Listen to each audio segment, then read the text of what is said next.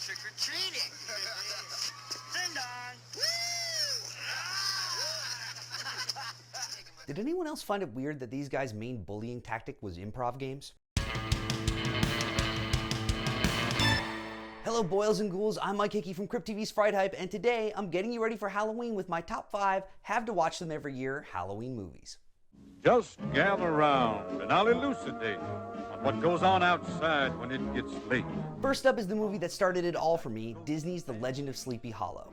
You've all seen this one. It's classic Disney with Bing Crosby bumming his way through Washington Irving's tale of schoolmaster Ichabod Crane facing off against Brom Bones, and eventually the legendary Headless Horseman. Bonus points if you can track down the VHS bubble pack version that includes the shorts Lonesome Ghosts and Trick or Treat. You know, when I first saw Tim Burton's Sleepy Hollow, I pretty much hated it. That's because I watched the version from number 5 on our list about 100 times and it was way too much of a change. But it grew on me over the years, and now I can say that not only have I come to love the film, it's probably my favorite work from Burton. The changes to the story work to make an exciting and entertaining feature-length movie with amazing production design, and it pays homage to not only the Disney short, but also classic horror films from Hammer and Universal. John Carpenter's Halloween has to be on this list. The film launched the slasher subgenre with countless imitators rising in its wake. And possibly my favorite part is that it didn't need to be a Halloween movie. It was originally titled The Babysitter Murders, but it works so well because it's Halloween. I do want to take a second to encourage everyone to give Halloween 3 Season of the Witch a second chance. The film series was supposed to be an anthology of Halloween stories, but they didn't get away from Michael Myers until the 3rd movie, and by then it just got weird. Fans didn't respond well to the weird story of druids trying to take over the world with Halloween masks, but if it was just Season of the Witch instead of Halloween 3, people would love it. Jump back, twist the bones and bend the back.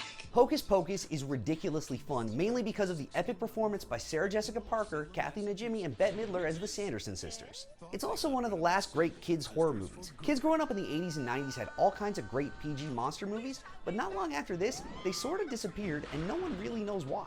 Hocus Pocus was also part of a long list of movies that had me worried that at some point I'd have until early November to save everyone from some sort of evil that's trying to take over the world.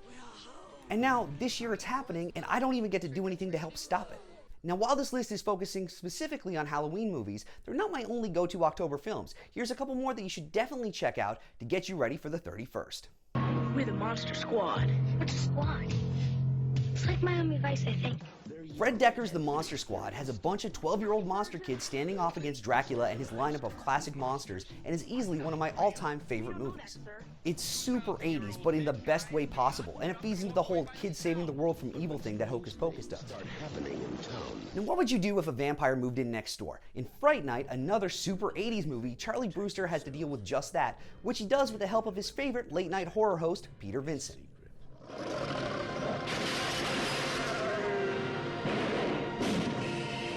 Remember late night horror hosts? They were so much fun. Hey, CBC, maybe if this video does well, we can talk.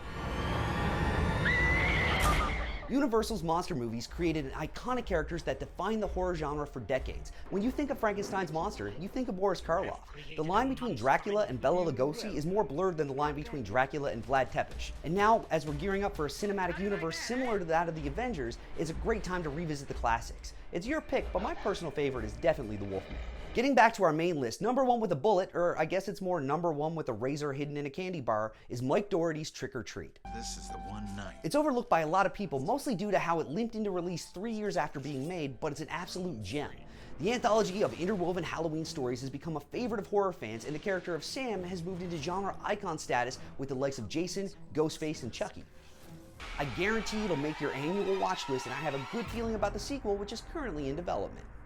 You can catch Fright Hype on Fridays at facebook.com/CryptTV and follow Crypt TV and Fright Hype all over the internet for other creepy content throughout the week. Happy Halloween.